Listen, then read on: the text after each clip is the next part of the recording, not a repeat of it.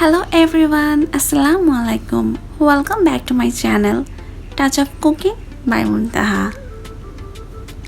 আজকের আয়োজনে আপনাদের জন্য নিয়ে এলাম খুব হেলদি একটি ড্রিঙ্ক, যে ড্রিঙ্ক বাচ্চা থেকে বুড়ো সবাই খুব পছন্দ করবে, আর তা হলো পাপায়া বানানা স্মুদি। তো চলুন দেখে আসি আমার স্মুদি তৈরি করতে কি কি লাগছে। চলে যাচ্ছি স্মুদি তৈরিতে।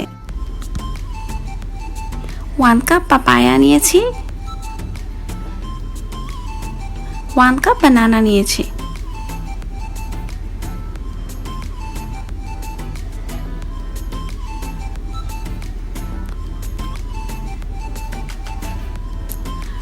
1 কাপ লিকুইড কোল্ড মিল্ক নিয়েছি,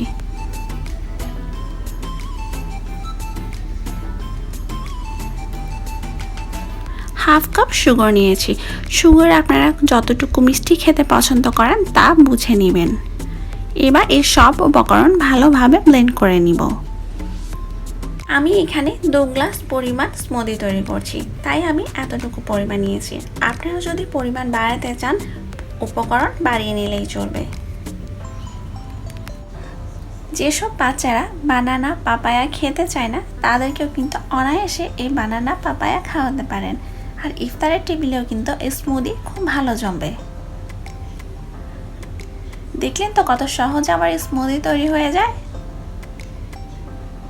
আশা করি আমার এই হেলদি স্মুদি একবার হলেও ট্রাই করে দেখবেন।